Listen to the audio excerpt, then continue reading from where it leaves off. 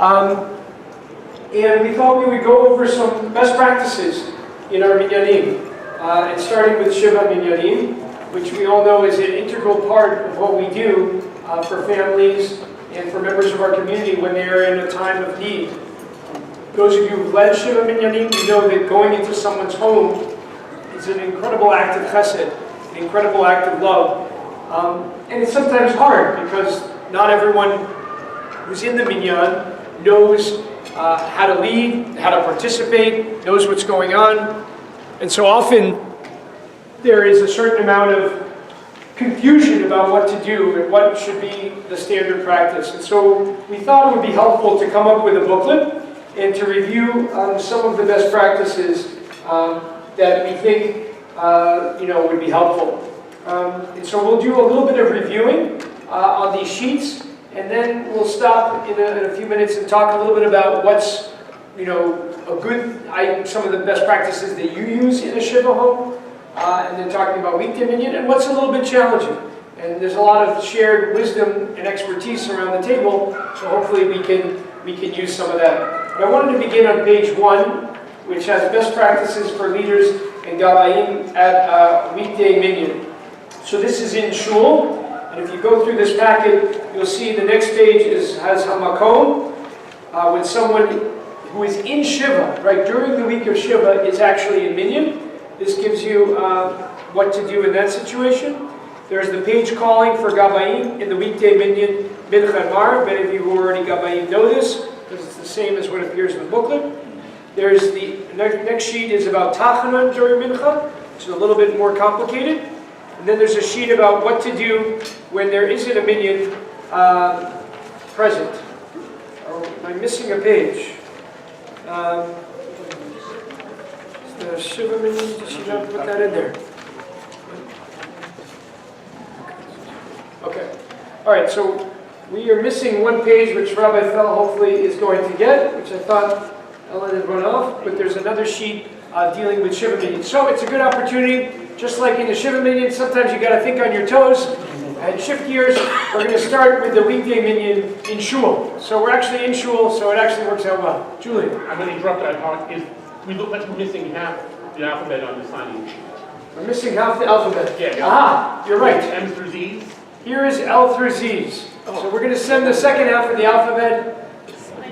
My apology for that. So if you already wrote your name, fine, but if you can check your name off on that sheet, sorry. There's a lot of moving parts today. We've been having a full day between the Worldwide Wrap, Mitzvah Day, what's all this prayer stuff about, a baby naming, the Supper Bowl. Whew. All right, so what I want to look at first is page 1, which is best practices for leaders and gabayim at a weekday minyan. So you're here in shul, and you're leading minyan. It could be the morning at 7 a.m. normal time. It could be 9 a.m. on a Sunday morning. It could be 7:30 p.m. on a regular weekday evening. And a couple of basic notes. Almost everyone here knows them, but it's helpful for us to write them up and to make sure that we all know them. Which is our community's practice is that we need to have invite everyone to have pants on and not wear shorts. So women are welcome to wear dresses or skirts, but we're sort of trying to create a little bit of modesty. It's a small room, and we're sort of all in there packed in together, and so it's helpful for the leader to be dressed modestly, is right there at the top. There is a luach, which of course I forgot to bring in, but it is the special calendar. It's usually on that side stender, the side reading table. Jane is going to get it, which is wonderful. It's on the table. Check on the table if it's not there. But the luach means calendar, and it has every single day changes in the service. So if you're leading, whether you're the gabbai or the leader, take a moment to come into the minyan and look at the luach. It might say that there's no tachanun. You know, tonight is going to start Tu B'Shvat, so we're not going to say tachanun in mincha. It might say something else. This is a day where we add something. This is a day where we start changing liturgy based on the rainy season in Israel or something like that. Just a helpful thing to spend 2 seconds with the luach looking for changes. Obviously, introduce yourselves is important. both to each other. If you're the Gabbai and you're calling pages, if you're the leader and leading the services and you don't know each other, you're usually the backup on Wednesday, but today you're backing up Monday, and then you usually lead on Tuesday, but now it's Thursday. I don't know. Let's get ourselves on the same page and make sure that we're all there. Kathy's brought out the Luach. This is the one that says that's from the large chapel. You can tell that it's from the large chapel because it says that. Now affectionately also called the Wolk Family Chapel. And there you have all the instructions. For those of you who are not familiar, please send it around. Hopefully almost everyone here around the table, especially if you're more involved in Gabbaying and leading services, either you have your own copy or you use the one in Shul. It's also helpful to introduce yourself to people who are in Minyan, especially in the evening service. We have a lot of people who are new to Shul, and it's really nice to come over and say, hi, I'm David Lerner, welcome to Temple Emunah, and hopefully they'll say their name, and they might tell you why they're there. They just lost someone, they have a yurt site, they're just visiting, they're a student at Harvard Divinity School doing a research project on Jews, whatever it is, be prepared for it, and then you can respond accordingly and know who's there. If you are the Gabbai and someone tells you they're there for a yurt site, or they're there even in the week of Shiva or something like that, then take a moment to write their name down, unless it's Shabbat or Yontif, but most of these Minyanim we're talking about are during the week, and write down their name so you can announce their name and their loved one's name in the yurt site list. Is a nice practice. If it's a time of year during the winter and fall and spring when we don't recite Mincha in the Minyan, then we're picking a passage of Torah study on 9 through 11, or from another part of the Siddur. It's nice to use a passage of Torah study. Traditionally, it's supposed to be a rabbinic text that also quotes a biblical verse, but it should be at least something that has classical rabbinic and Tanakh texts and biblical texts is what we'd like to use for the study. That then unlocks the Kaddish Rabbanan, the Kaddish after study, and that can help someone who didn't get a chance to say Mincha feel a little bit more connected on a yurt site or something else like that. If someone comes into Minyan who knows how to lead, like the people around these tables, then it's nice to offer to them, hey, would you like to lead Mincha? I see you have your incited Mincha, or you have your incited Mar. Would you like to lead? And offer that to them. Stuart. It might be worth mentioning to people who don't know, anybody can say the Kaddish Ramadan. You don't have to be a mourner, and you can avoid anybody. Anybody who's participated in the study can say the Kaddish Ramadan. Right, so Stuart reminds us a little bit about the Kaddish Ramadan. I think you have it on the bottom of page calling for Rite Mincha Mariv. So look at everything says 1. I realize in retrospect, the page numbers should have not gotten like that. But go to the page that says page calling for weekday Mincha Mariv. On the bottom, where it says when sun sets before 7:30, begin here. In lieu of Mincha, we'll begin with an English reading, announce a paragraph. On page 12, we read together in Hebrew the first paragraph under the line. Kaddish Rabbanan is on page 13 for those in mourning. Those would be your site, or anyone else who would like to recite it. Or you can say anyone else who would like to recite a passage of praise after Torah study, and anyone is invited to do so. It's really important to have one of us who are more knowledgeable, who are, as a Gabbai or leader, saying the Kaddish Rabbanan. The Aramaic is harder, it is not as well known, and to go slowly through it, and to bring people along in that experience. And sometimes when you're leading, you'll notice the mourners are with you for the first part, which is pretty much the same as the mourners Kaddish, and then Al Yisrael, Al Rabbanan, Al Talmidehon, Al Talmidehon, and that section, people will kind of fade out a little bit. What's nice is if you're still going at a nice pace, they can then rejoin you at the end of the Kaddish Rabbanan. So hopefully you're bringing people along into that experience. And I think if there's one basic teaching that we want, both in a Shiva home or in Shul, it's that we're really trying to create a welcoming space where people will feel like, even if they're not as knowledgeable, they're not as familiar with Hebrew, that they can participate on some level. And that's really what we're trying to do, is to create a space where people, wherever their background is, that they can feel that they can join in as much as possible. There's specific instructions in the blue binder, which I left there also, but you've seen that blue binder for page calling for weekday Mincha Mariv, which is also in this packet, for Hanukkah, for lighting candles during Hanukkah, Tachanun during Mincha is in this packet, for Sega Makom when the mourner in Shiva is present, when there isn't a minyan, and their choreography chart, I think, went around as well. So all that's there for everyone to look at. During the service, greeting everyone is nice. Obviously, there's no amplification in the chapel, so we're really relying on on all of us projecting. And then flipping it over to the next page, sometimes we call extra pages. And it's helpful if you're the gabbai to sit on the side, because that way you can sort of see the leader, and you can also see who's in the kahal. And you'll see people occasionally, they're lost. They've lost the page, and they're just kind of lost. Sometimes that's because they're not interested, in which case, fine, I'm not going to force anyone to be on the same page. But sometimes it's because they just are not in the right page, so then you can add an extra page announcement, especially I find after the Shema, before the Amidah and Mariv is a place where we sometimes lose people.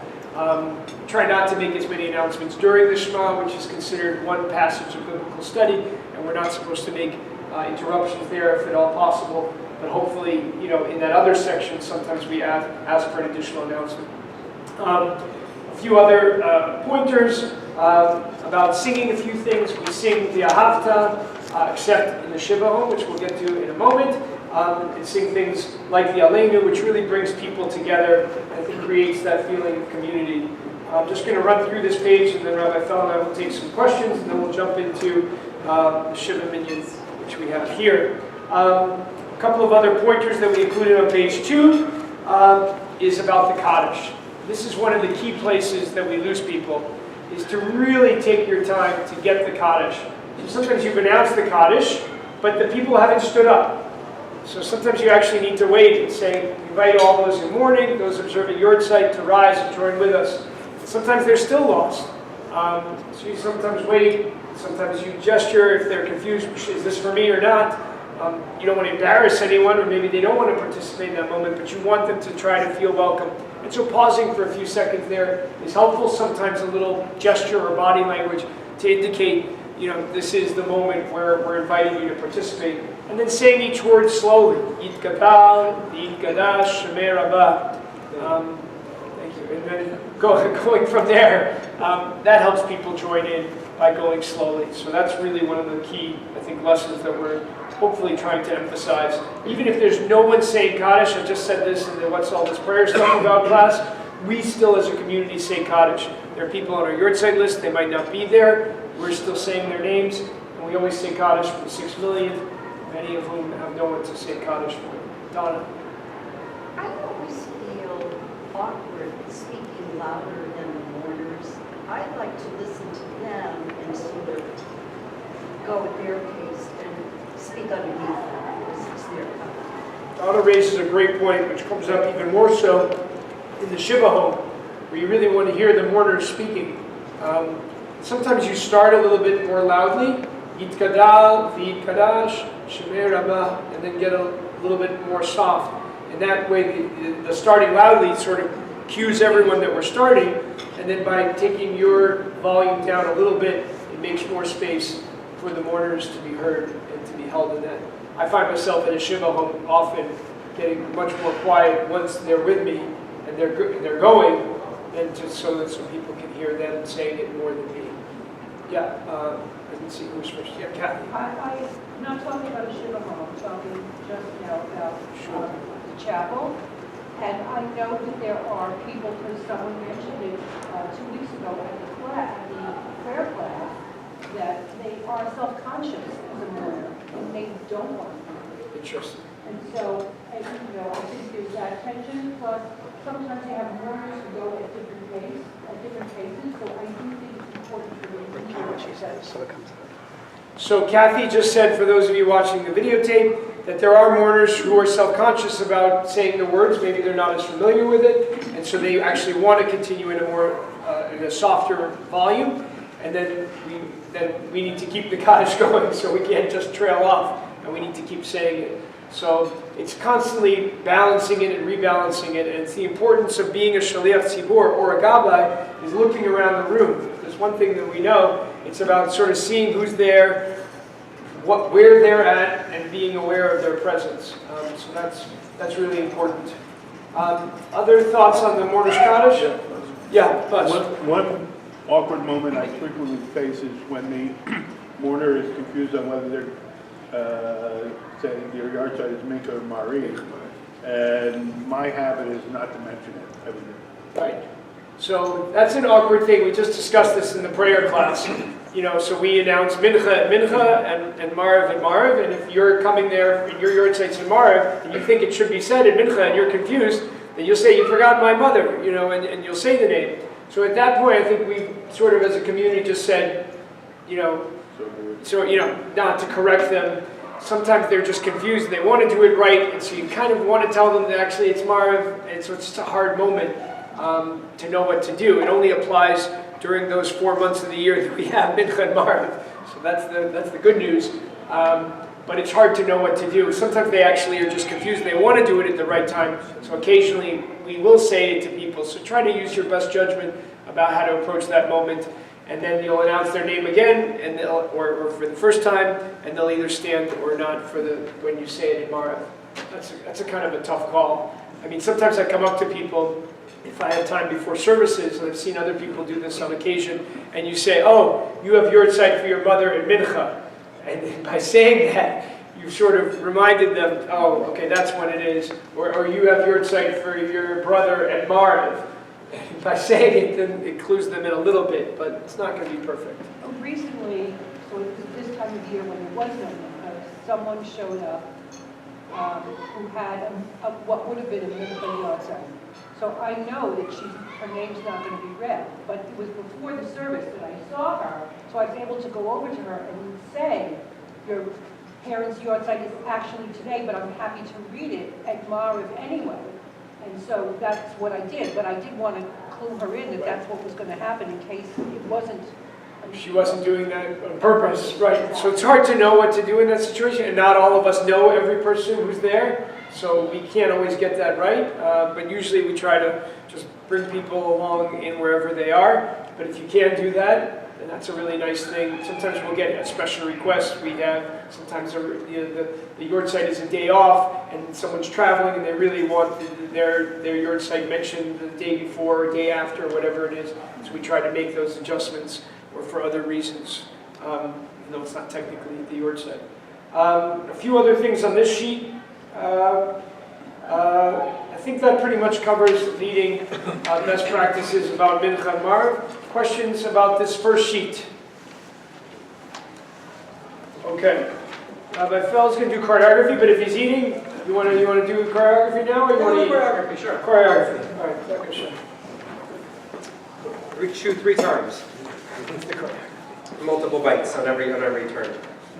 Hello, everyone. Hello. All right, so I'm sure everyone mentioned that the purpose of today is to look at sort of a standard of practice. We each have our own ways of doing it, but this gives us all a chance of having a common language or a common practice of what we're doing. On our Wednesday morning class, when we go over the Shulchan Aruch and the Mishnah Berurah, people often said, oh my gosh, so much attention to detail. It's because these people didn't have cable TV, right, or something along those lines.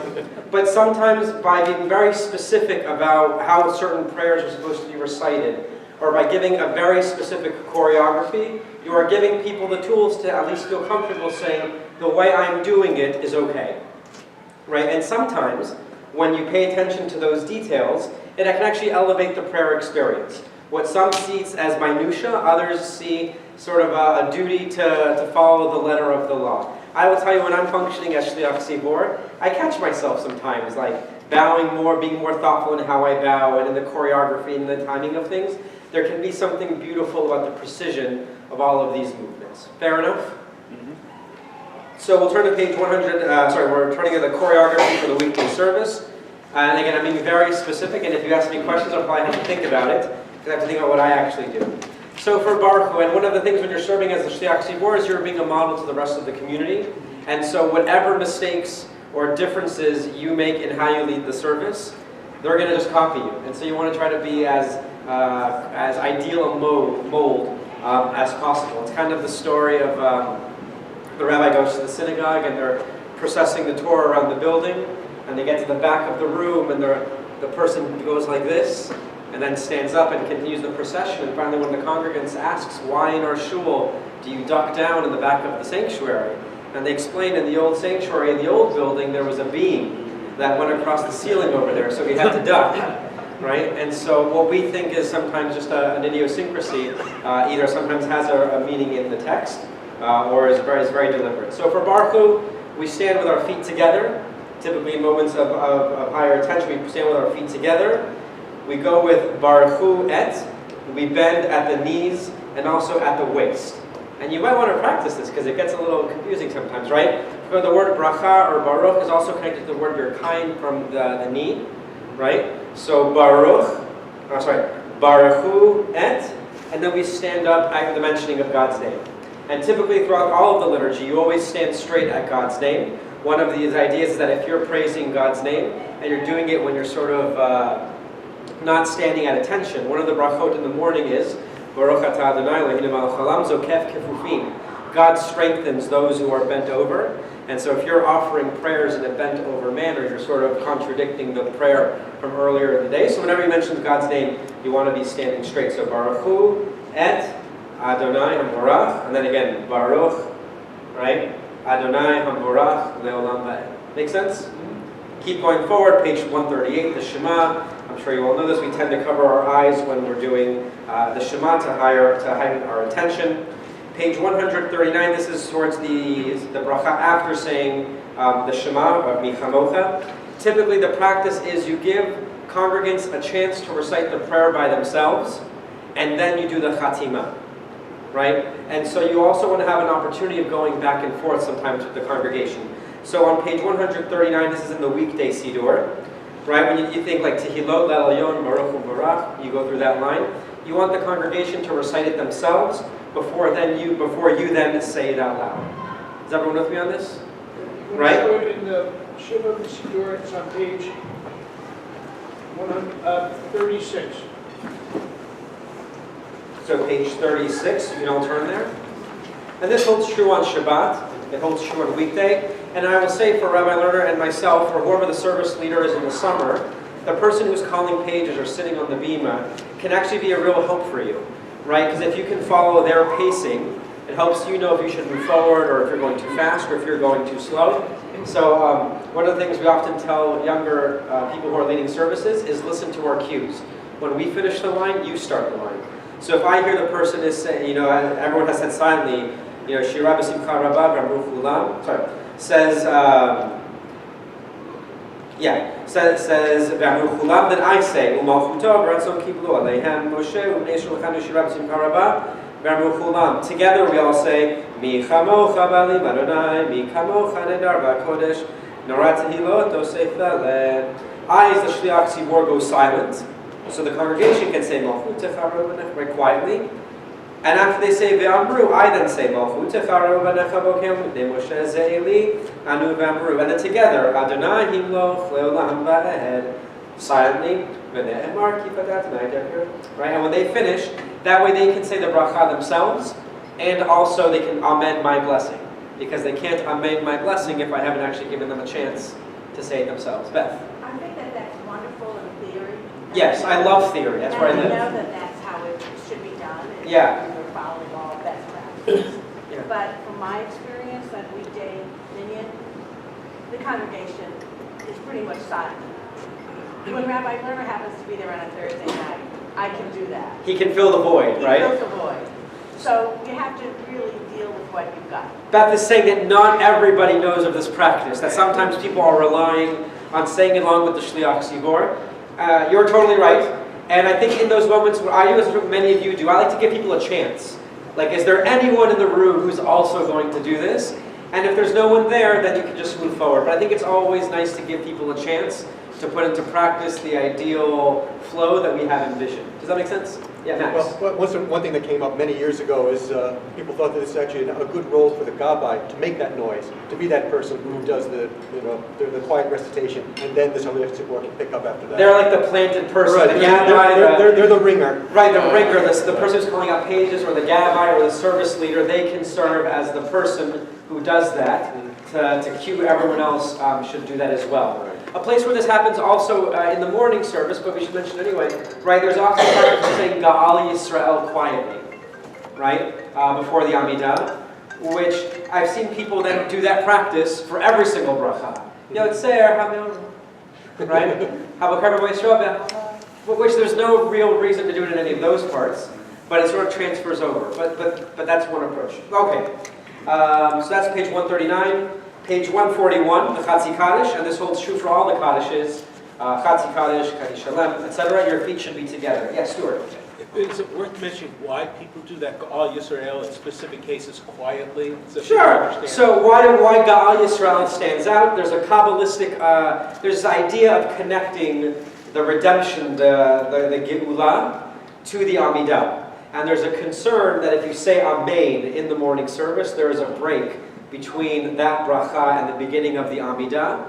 And so to encourage people not to say Amen, you would sort of taper off at the end, because how could I possibly say Amen to a bracha that hasn't been finished completely? But then sometimes people will still say Amen anyway. So this is the challenge of what we do. Okay, that takes us through the Chatzi Kaddish 141, 142b, which corresponds to in your Siddur page 47, which is the beginning of the Amidah. And this is really, you're serving as a dugma to everyone else, and I think this is very helpful. So you take 3 steps back at the beginning, one on each word. So Adonai, Sifatai, Tiftach, and then 3 steps forward. Ufi, Yagid, Tehilatach. And you come with your feet standing together during the Amidah, right? And there are 2 motions during this first bracha, where you bend at the knees at the word Baruch, move forward at the word Atah, and then again standing straight up at the word Adonai. You go through the bracha, and then those motions are repeated for the Chatimah, for the conclusion of this blessing, which goes Baruch, Atah, Adonai, Magen Avraham, Ufoked Sarah. Right? These are the parts that you bow. There's a discussion in the Gemara of how often should you bow. Bowing is a sign of respect, a sign of being humble before our Creator. And so they actually say that whenever there's a Jewish king or queen, they bow at every single bracha because they need to be reminded to be even more modest than the rest of us, right? But for us, we need to simultaneously bow as a form of honor, but also recognize that we have value ourselves. So it's that balance of the 2 Rabbi, things. Yeah.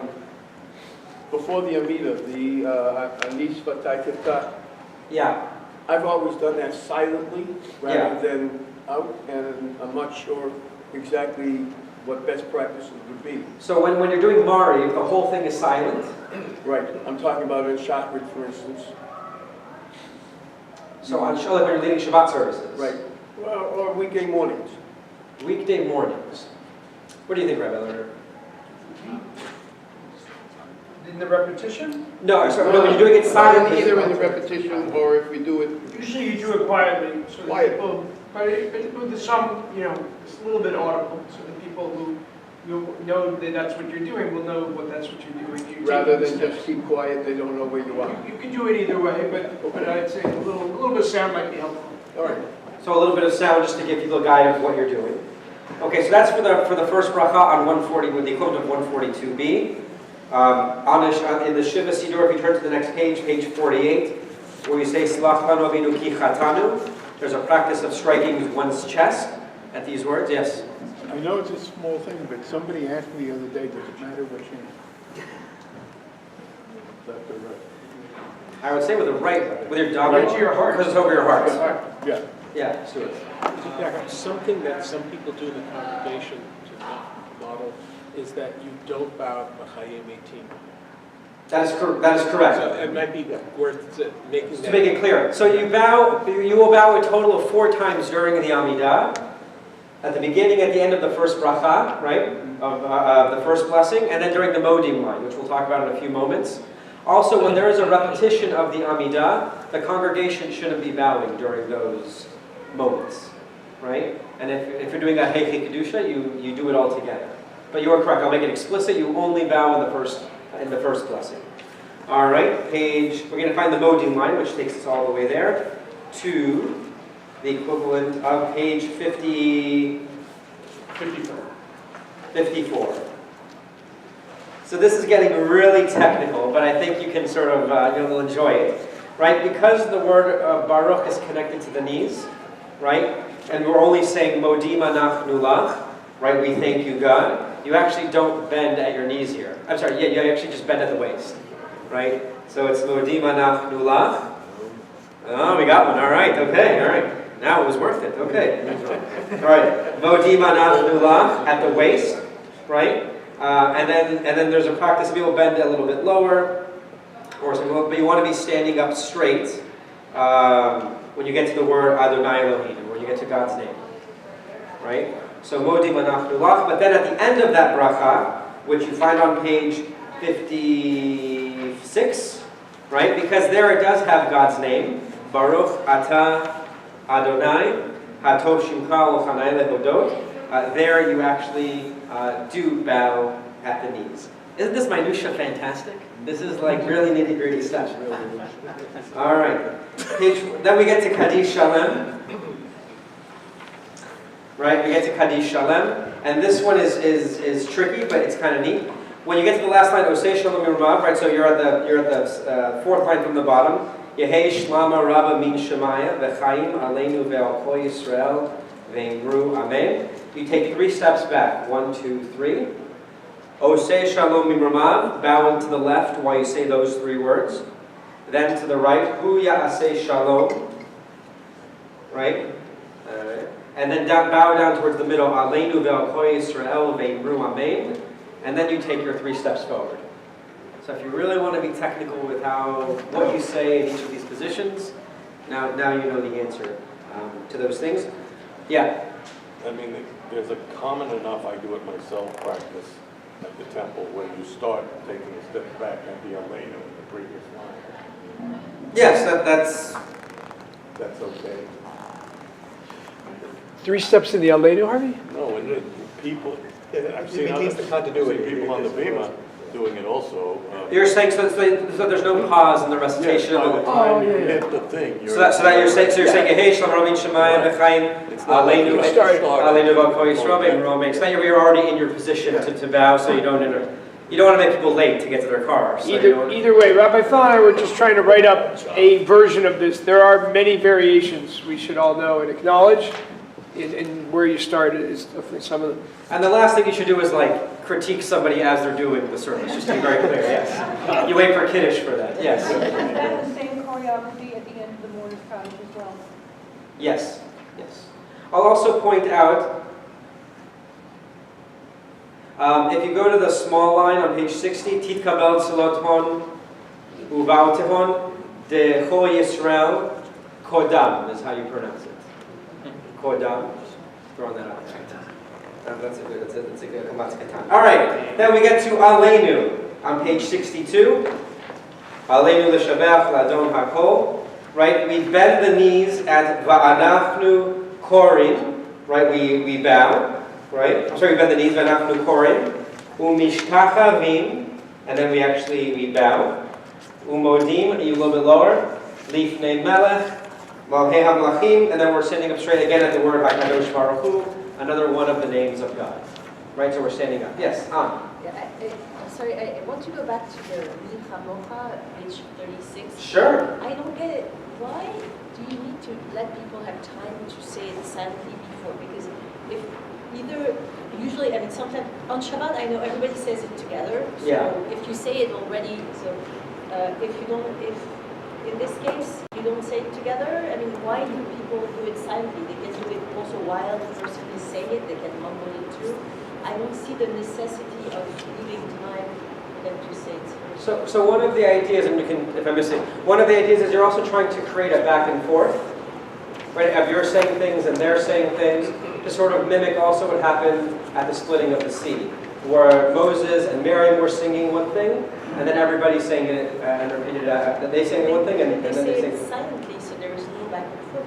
So wait, there's different things where we might be conflating different things. Yeah. In this one, it's not like the Kedusha, right? You said Umalchuto. They presumably already said that during the part that was quiet in the shul. Then you all joined together for Milchamocha, and then you pause for Malchutcha, because if you go straight into Malchutcha, you as the Shliach Tzibur, then no one else had a second to say that line. You understand? So that... But if you say it, why don't you say it together? You're asking why doesn't everyone say everything together, and everyone has a chance to say it at the same time? But it's not a back and forth in the sense that it's a back and forth between silent and because for instance, in the Kedusha, so that's also something I don't understand. It's supposed to be a back and forth. So the leader says something, and then you say Kadosh, Kadosh, Kadosh, and then the leader says something, and then you say Kadosh. Oh, yeah, Nachitzecha, whatever. I don't understand also, in other schools where I go, Nachitzecha, it's only for the leader, and you don't leave time for people to say it. You just say it, the leader says it, and then you answer Kadosh, Kadosh, Kadosh, and then you go on, and it's a back and forth. So I don't understand why you let the people also say everything, but that's a different, separate question. But I also don't, because if there are roles, like there is a leader for the congregation, why does the congregation do everything if the leader is supposed to do the rest? But that's another. So this would be a long topic that we unfortunately can't get into today because we really have to do the Shiva Minyanim. But I'll say one thing, the Kedusha is a back and forth doxology, but when you say it as a Hicha Kedusha, everyone's supposed to still say every word, which is why we leave time for the Kahal to say it. Here, it's a little bit different, but the idea is the same, that we want you to say that whole paragraph, and that's why we pause, so you can say Malchutcha Rovanecha, because people don't say that all together. Right? If they did, they want to come in at Adonai Imloch Le'olam Vaed, because that's the part from the Song of the Sea. So we're kind of reenacting what took place thousands of years ago, and so that's what we're building to. Adonai Imloch Le'olam Vaed, right? That's Micha Mocha. Those are the quotes from the biblical text. So you're trying to build to that crescendo, and that's where we all come together. But this is a bigger topic that we unfortunately can't quite do today. But you're also creating an opportunity, just to be clear on, it's the same thing about what is the role of the Shliach Tzibor in the service itself. You can make the same claim for the Amidah. If the Shliach Tzibor is going to say the whole thing, right, why do we have to repeat it? And if the congregation is going to say the whole Amidah, then why does and if the Shliach Tzibor is going to say it anyway, then why does the congregation have to do it silently? And so it's that tension of giving the congregation and the Shliach Tzibor a chance to pray, as well as creating other experiences, Rabbi Lerner said, of building towards other moments of prayer. Yeah, Max. Just while we're going back to earlier practices, I just wanted to return back to strike the heart during the sixth blessing. The practice that I always learned was that you strike your heart during the words chatanu and fashanu. Yeah. It's not just start the prayer and go, So there's some meaning to it. You say slach manav ki chatanu, v'chalam malkenu ki fashanu. Okay, just want to put that out there. All right. And then I think that takes us through everything, yes? Strong. All right. So we're going to keep switching back and forth. For folks who need more food, please eat. It's a great mitzvah, especially since we have the food. Yeshua to Rabbi Fel for bringing us into choreography. We're going to jump into Shiva Minyanim. So feel free to get up as you need to. I'm going to send around these sheets for Shiva Minyanim. I'm going to send, actually, let's do this faster. I'm going to send this way. So we're now moving from the shul, and you know what, actually, I'm going to take one quick second to do this sheet, because we're still in shul, so let's finish with shul, which is the next sheet that says Hamakom. Everyone sees this? So today we had someone in shul who was in Shiva, and it happens many times, especially in the morning service, that people don't sit Shiva at home, but they come to shul, they don't have their own minyan at home. And so this is a quick instruction of what to do. Our normal practice is to wait till the entire service is over, and at that moment invite everyone to stand and the mourner to be seated, like they're in their house of mourning and they're seated in the house, and to say the words Hamakom Yinachem Etchem B'Tov Shar V'Lei Tzion Yerushalayim. It's in, somehow they made a Shiva Sidur without those words, which is mind-boggling. But in any case, we fixed it by pasting it in. And we found it in the weekday Siddur on page, it's not in Hebrew, but it is on page 258, in the middle of the line in transliteration. Why it's such a strange place, we don't know. But it is there, and so you can say those words, Hamakom, and then people who know them will join in, say them in Hebrew, say them in English, and then everyone can say Amen. If it's the last morning of Shiva, and that's the time to lift them up, then it's nice to add a few words as we now, and now we lift you up from Shiva. We pray that you and your family know happier occasions, or something like that. And then it's customary to go for a walk. And if you're available, actually take them on a walk. Walk around the shul, walk around the parking lot, walk around the little circle in front of the shul. If they go home, they can walk around the block. But walking is very intricately linked to many of our mourning customs. Think about the word for a funeral. What's the Hebrew word for funeral? Levaya. Lelavot means to accompany or to escort or to walk. Just as someone walked with you during their lifetimes, we walk with them at the end of their lifetimes at the graveside, and then we walk at the end of Shiva, so you can do that with a mourner. So that's how you do Hamakom. In the evening service, the same thing. It's the last line that you would say. Questions about that, Allison? Is this something that will walk that's on in the large chapel as part of the? Yes, all these sheets are going to be laminated and put into the They're in blue there. book. What? They're in the book. They're in the book already. Excellent. So they are already there. The book is moving faster than I am. Okay, and the page calling sheet, I'm not going to go through, but it's really a helpful sheet. If you are a gabbai at weekday mincha marav, to actually use this wording, to greet everyone at the beginning, to kind of create a little sense of unity is very helpful. So try to use some of the things on this page calling for weekday mincha marav, and then you have the instructions for tachanun, where there are all these days that are very joyful or very sad when we don't add tachanun, including some secular days. Some people said, well, what about Super Bowl Sunday? Should we not say tachanun?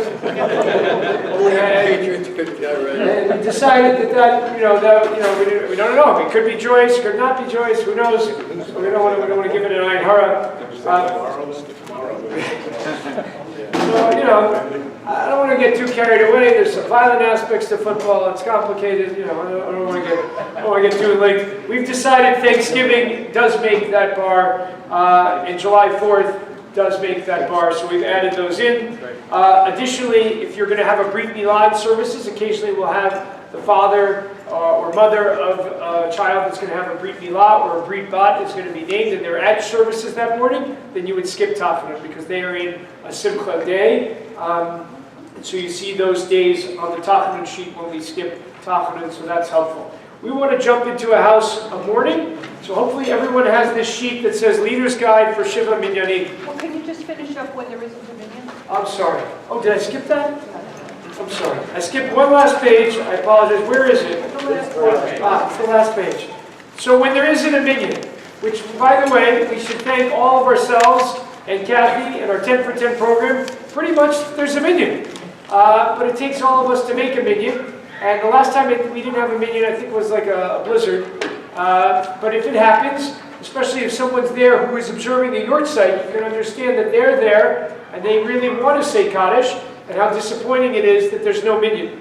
So what we do is this sheet here, which basically we daven ki yachid, which means we daven as individuals, and we find a few places that we can do something together. So for example, at Mincha, you can sing Aleinu together as your communal moment. And then in the new Sidur, Sidur Lev Shalem on page 30, in the left margin, there is a prayer of Kaddish to be said when there is no minyan. And it's nice to say the yortzites, right? We remember this evening, go and read the names, and then to have the mourners read this prayer, give everyone Sidur Lev Shalem, because it's not in the regular weekday Sidur, but give everyone a copy of that. Maybe stand around the Amud in the middle if it's only like 6 of you. Occasionally, sometimes people even share a thought or a memory, and it makes something that was at first disconnecting, like there's no minyan and it's my loved one's yurtzeit, very connecting, because then people say a word about their loved one or share something and have this prayer. So this gives you what you can say in lieu. And for Mariv, again, you daven ki yachid. You can say the words El Melech Ne'aman before the Shema, which is what you say to still get to 248 words. I don't want to spend a long time on that, but the Shema is 245 words. 248 is a magic number in the tradition. It's the number of positive commandments. So of course the rabbis wanted us to get to 248. So we say Adonai Elohechem Emet. We repeat it. The prayer leader repeats it after the Shema and says those 3 words to get to the 248. But if you don't have a minyan, you can't repeat those words. So if you're davening alone, you say El Melech Ne'aman, which spells out Amen, and then you get to the 248. I don't want to we love to have fun. There's a lot of Jewish accountants. What can I tell you? That's how all that evolved. Stuart. One thing I believe that, say you're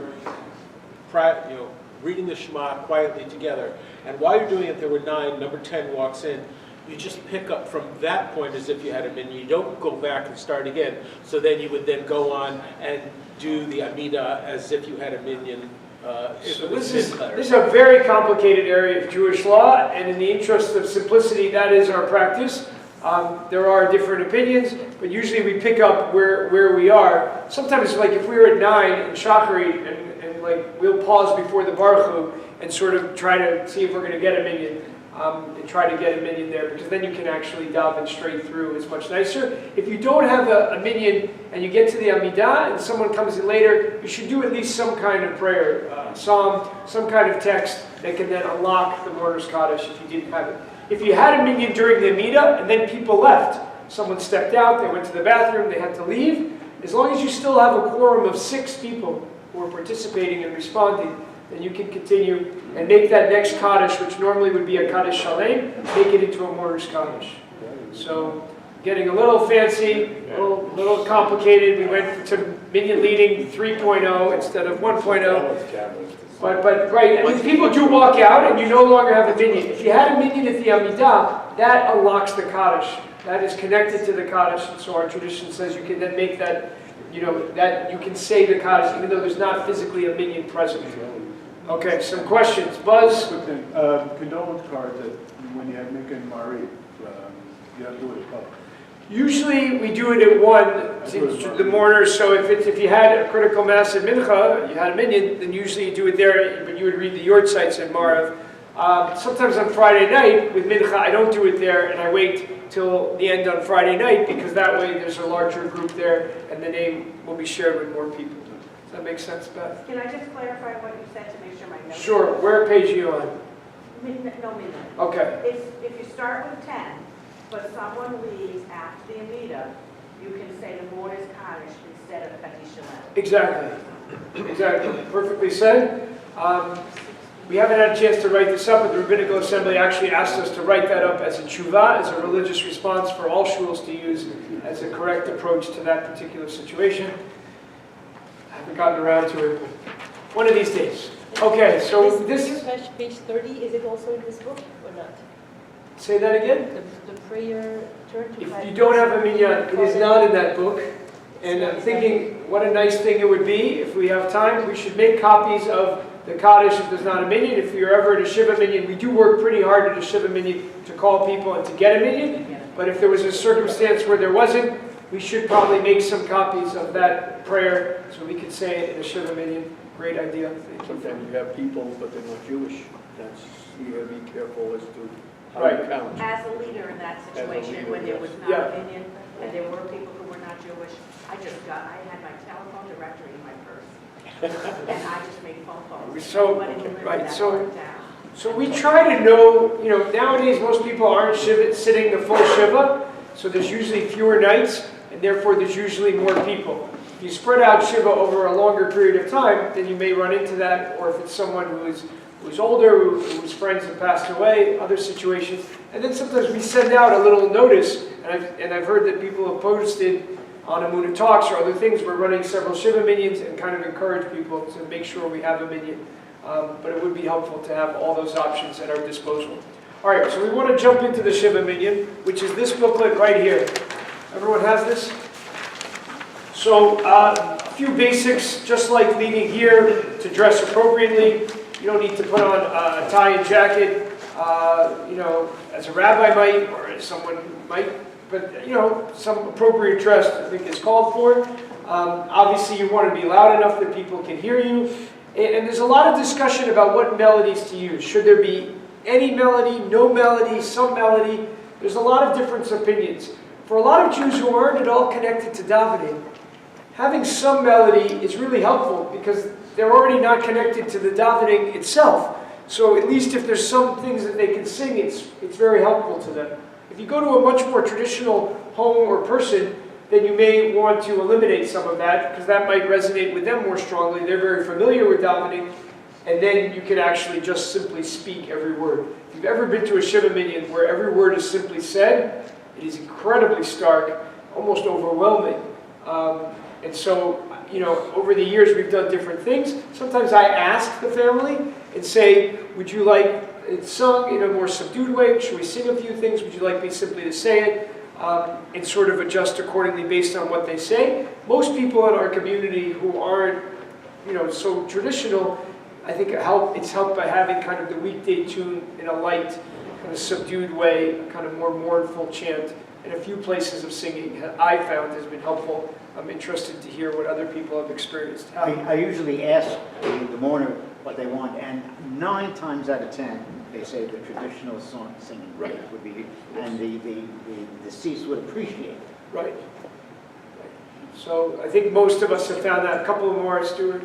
I also make a point of, asking, but in some ways I almost encourage, well, for a couple of things, have it toned down and maybe somewhat spoken. So I'm encouraging to make it a little different, just to introduce the fact that it is different, and I think it is very powerful. And it may not be just everything spoken, but to just take it at a slightly different level.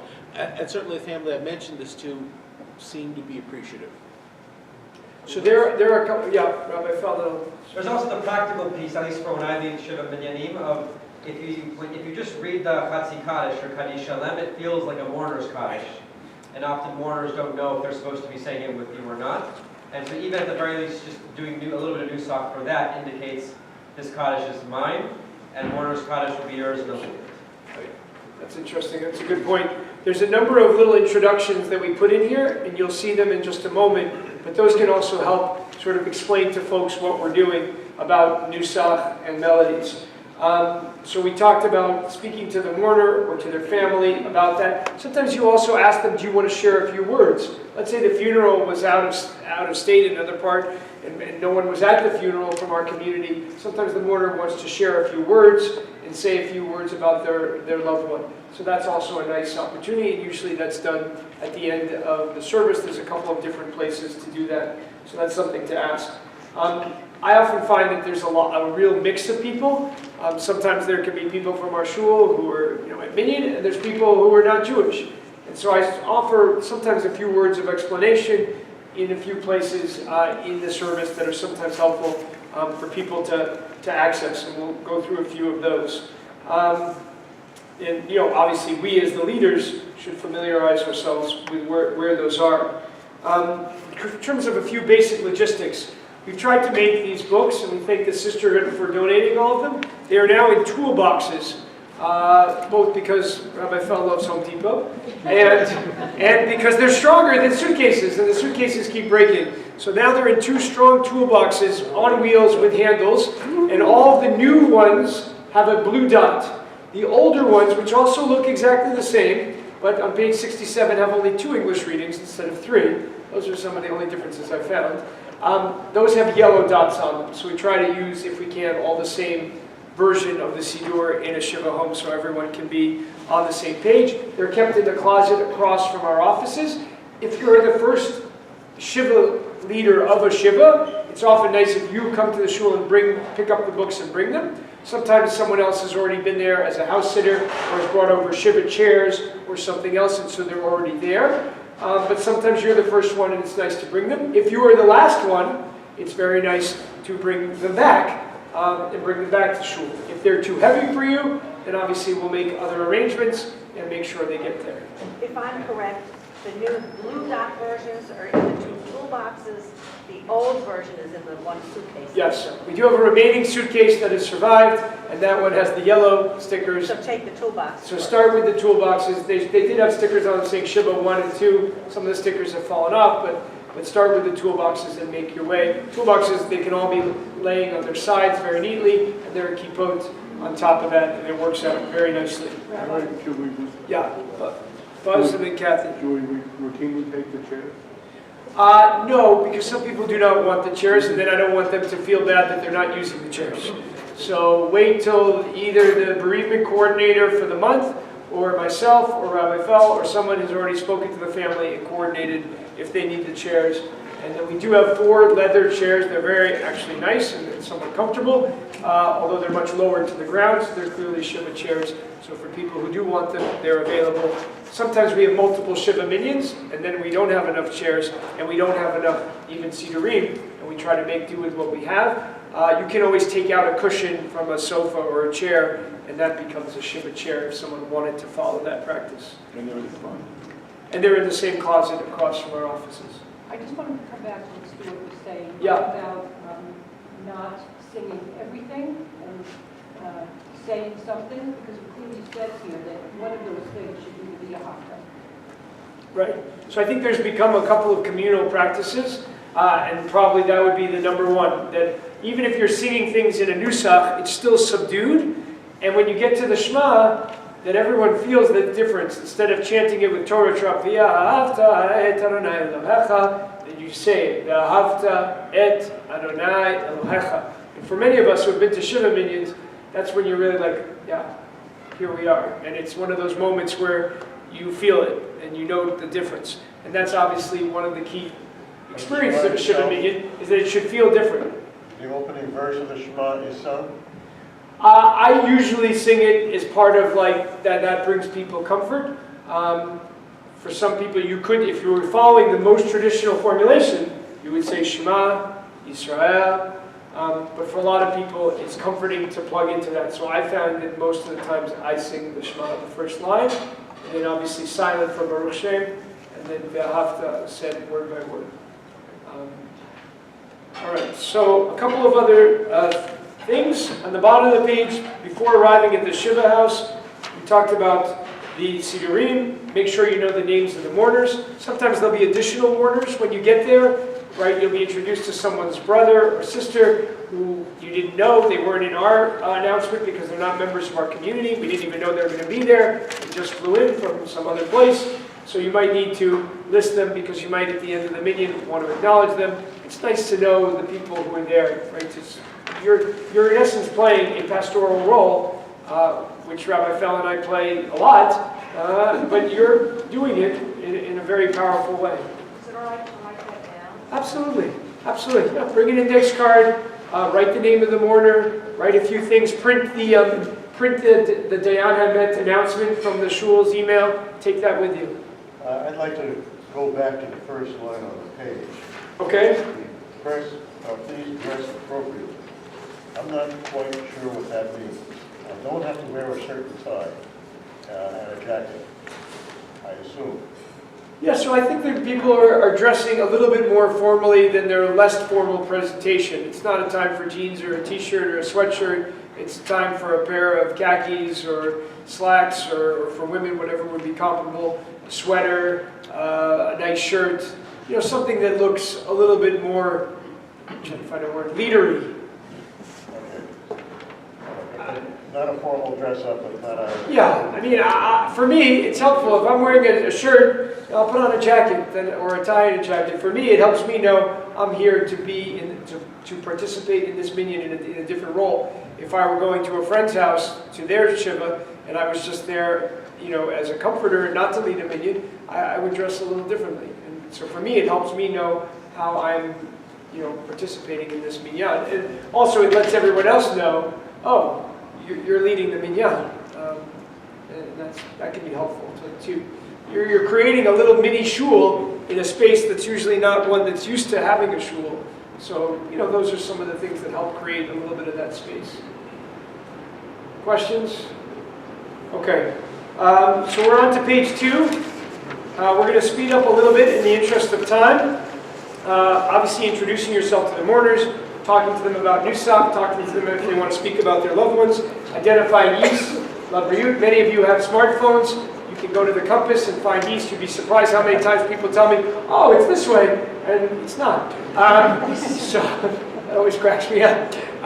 I've been living in this house for 30 years. What do you mean? So, you know, it's good to know which way is east. I don't get hung up on it. Recent Shiva Minyan, they said it's this way. The compass said this way. I went with their way. Gave us a day. The fastest way to Israel would actually be northeast anyway, if you're looking at your globe, but we'll leave that aside.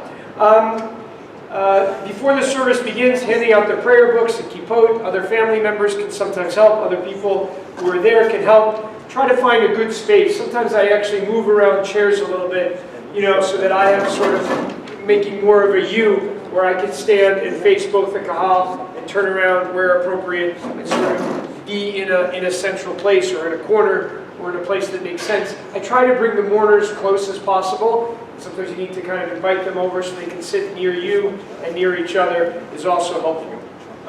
Introducing yourself as you're about to start. Right, I'm Rabbi Lerner. I'm here on behalf of Temple Moon as we gather for the service to remember so-and-so. Please help us create sacred space by turning off your phones. It's sad that we always have to do this, but we pretty much do. Sometimes I say a word about creating a Kihila Kedosha. We're creating a sacred community. We're sharing our love and support with whoever has experienced this loss. And say how important it is for us to come together. Some people are still at the food, and the food's in the same room. And food and davening is always a tough competition. So, I try to encourage people to be a part of that moment and to bring them into it. Obviously, reciting the Kaddish at home is a value. And some people like to say that right here. Please note that during a Shiva Minyan, we do not sing as much as usual. We're creating a little bit of a different mood, and that can help people realize that as well. One quick thing, I want to make sure it's appropriate. I recently went to one Shiva Minyan, and it was an overwhelmingly large number of people there, large family. But when I first walked in, finally found somebody to introduce because I didn't know the family. They said, "Oh, I was trying to call. My father-in-law, it's his your type, he really wants to lead the Minyan." And I think met him, and he said, "Listen, I always lead Minyan." And it's like, fine, kol hakavod. And I said, "Do you need me to be here to help anything?" And they said, "No, we're really all set." And so in that case, I didn't stay because, first of all, it was an overwhelmingly large crowd. And I don't know if that's appropriate because representing the community. So Stuart raised the example of someone else from the family is going to lead the Minyan. My experience is I often do stay and call pages and just say, that's great, I'm glad you're going to be leading the davening. And I'll just create a framework, and then you can do hamakom at the end and a few other parts. I find that usually helpful to people if they have someone else who's going to do that role as well, and that's fine. But it's still nice, to kind of stay. I usually, if I can, stay. A couple of other things here. Same thing as in the Mishul, reciting the mourner's Kaddish, adding things like Psalm 27. A lot of people struggle with the different psalms of a house of mourning. The traditional one, is very stark, and it's about how we don't take our belongings with us to the next realm.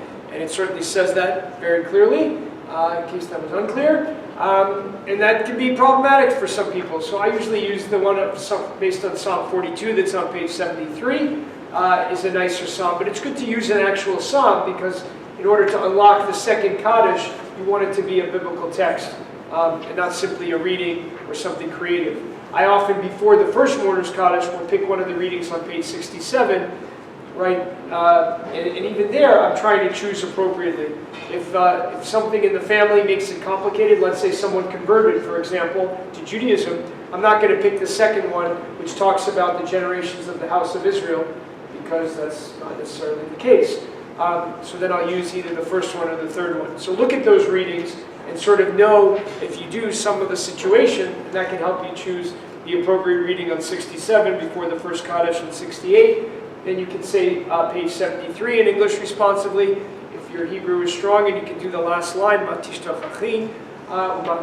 last line of Psalm 42, then close with that, and then you add a second mourner's Kaddish. Questions about that or other parts of the davening itself? Okay. When the service comes to an end, and actually we have the whole davening outlined on pages 3 and 4. Just in the interest of time, I don't think we have time to run through it, but it is all here with all the times you stand and sit. One note about standing. Often and sitting, there's not enough seats for everyone often in a Shiva Minyan, but sometimes there are enough for the people in the front or for the family, so I invite them, those who would like to sit. Sometimes there's someone older who could really use a seat, so you're just trying to facilitate and get the right people there. When it comes to the Kaddish and the Baruch Hu, you should turn and face east, and everyone can face in the same direction, instead of bowing towards the people. And when you say your silent Amidah, you also want to then turn and face it. You can introduce it. We're now going to recite the silent Amidah, pages 47 through 58, I believe, and then you can turn around and model your Amidah along the same lines that Rabbi Feld just introduced in the choreography that we would use in Shul. So there's more about the service here on pages 3 and 4. The key part is at the end on page 4 that I want to get to.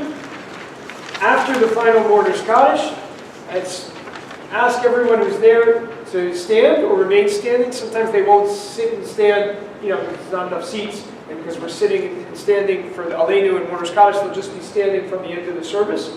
And then ask them to remain standing, ask the mourners to be seated, and say these traditional words. And luckily they're in the back of the Shiva Sidurim. Hamakom Yinachem, and then come over, shake their hands, right? Give them a moment of nechama, of you helping bring them a sense of consolation, and then that concludes the service.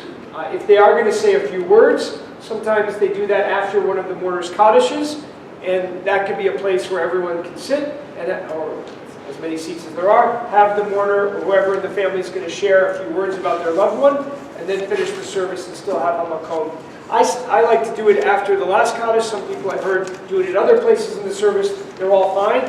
I like to do it at the end because that way everyone's already and in that place, and then we go right into hamakom. Jamie. I think it's important that if for some reason you've signed up to do Shiva Minyan and you get sick and you can't be there, or something happens and all of a sudden you're out of town, please don't assume that there's going to be somebody at the Shiva Minyan that can lead. I think you need to get in touch with whoever that person is that called you and say, I can't get there, I'm sick, can you get somebody else to go? That would be hugely important. Or find that would be hugely important. Or find your right? For many families, you're their only link to having this experience. And if you don't show up, they're not going to be able to have it. Sandra. Well, usually what happens is, if you are assigned a job to do by the monthly chair, and something comes up and you can't do it, then you call the person who is in charge of the month. If you find someone to replace you, fine. But make sure that they know how to run a Shiva Minyan. Right. That's Okay. really the issue. So that's really important. So obviously, you might find someone else. You might just bump into someone in shul or in the supermarket and say, hey, I can't make it tonight. Can you cover for me? It would be better to use the people around this table, people who are more trained, people who've watched this video, other people who know what they're doing, and to make sure they're there. If you do a switch on your own and you found someone who's a good leader, then it also would be nice to tell the coordinator so that we're all on the same page and we know what's going on. 2 other words, and then quick question. Okay, so just at the end, don't forget, like, clean up the books. I've occasionally gone to people's homes and I'm like, oh, there's some of our Shiva Minyan.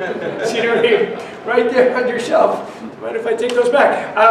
So, collect all the books, put them back, and obviously bring it to the shul. And you're sort of many times serving as the transition between the Shiva Minyan and the kind of next portion of the Shiva, which sometimes is more of a traditional thing where the mourner's going to sit down and people will sit down next to her or him.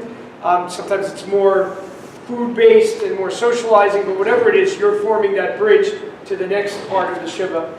So that's a pretty important role as well.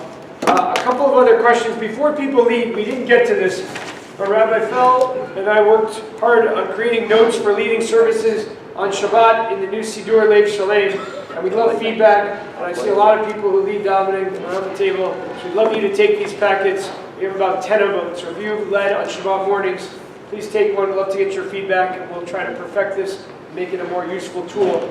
All of the davening, both weekday and Shabbat, is all on the website.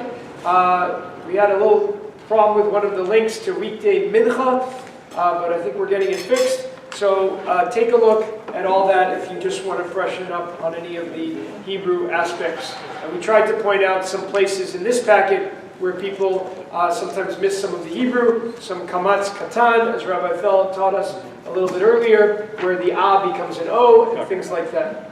Allison. Is there some kind of mentoring for people that have not done Shiva Minyan who want to, but I'm a little... Yeah. I'm sorry, the first time I did weekday Minyan, Beth was there, and then she gave me some support and told me what I did wrong. You had a good mentor. I did have a good mentor. Yeah, so how does that work? the best way would be to go to some of the people who do this regularly. You can find out from a Minyan coordinator or from Ellen when Rabbi Fell or I'm going to lead or some of the other people around the table are leading, and just see them lead. And then ideally, set up a time with someone who you're friendly with, who's a stronger leader, who could be like, your Shiva Minyan mentor and could go with you and help you do it a little bit. I think if you see some of the people who've done it, that will help you do it. Kathy? What you never discussed was weekday Minyan should be done in the weekday Misa. You're absolutely right. I left out one of the largest teachings. Yes, This is one of the hardest things because a lot of us know all different nusachs. Nuschaot is how we actually say it in Hebrew, not nusachs, which is a made-up English word. The Hebrew would be nuschaot, right? We know different melodies, and if you can get stuck in them, like but they're actually really helpful to unlock a moment, right? Yikara, Yikara, it's Friday night, right? So that's the Friday night melody, right? Yikara, Yikara, Shemei Rabba, that's the weekday melody. Yikara.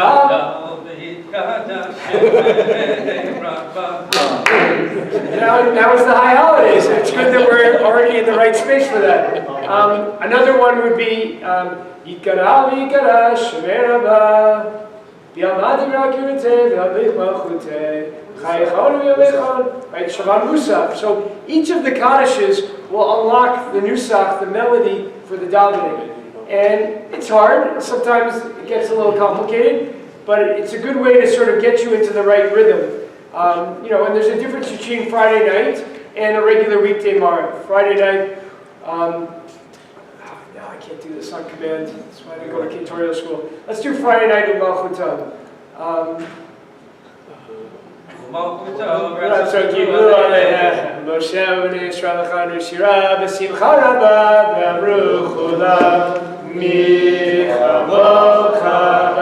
You guys are good. And then we would pause there. So everyone can say Malchutcha. And then Malchutcha, Rovanecha, Bukei, Amifnei Moshe, Zevi, Anuvi, Amru, Adonai, right, so there's a kind of a grandeur to Friday night that you want to create through the Nusach, which is different than the way you want to do it during the week. Malchuto b'ratzon kibbur alehem, Moshe u'bnei Yisrael lechanu shira b'simcha rabba v'amru chulam, mi chamocha b'elim Adonai, mi kamocha nerem b'kodesh, norati lo osef l'ad. Pause to let everyone do it again.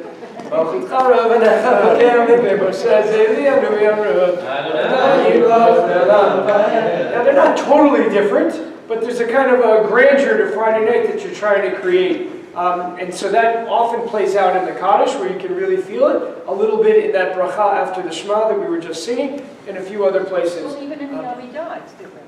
Oh, and certainly in the Amidah, which in a weekday Maariv Amidah, obviously you don't see it all because it's silent, but in a weekday Shachrit, right? Baruch Atah Adonai Eloheinu v'Eloheinu Avraham Yitzchak v'Yaakov, right? Whereas Shabbat has a lot more good. Baruch Atah Adonai, right? So you can feel that difference right off the get-go in each of those different Amidot, different Kaddishes, and even like the bracha after the Shema. So those are nice things to pay attention to when you're in shul, to kind of really create the feeling of that day.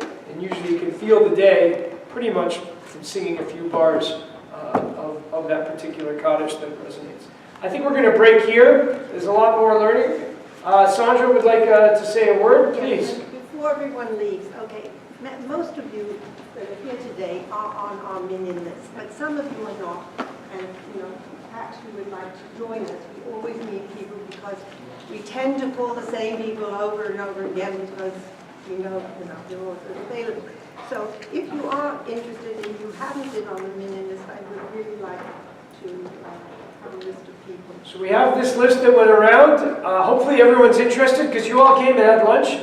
And by the transitive property, thank you for lunch and thank you for volunteering. So we'll do a quick little thanks for lunch and do the first paragraph of the benching to give thanks for this. Thank you to all those who work on this, to Sandra for coordinating bereavement. For many of you sitting around our bereavement chairs, many of you are Minyan leaders, our Gabayim, our leaders in many respects.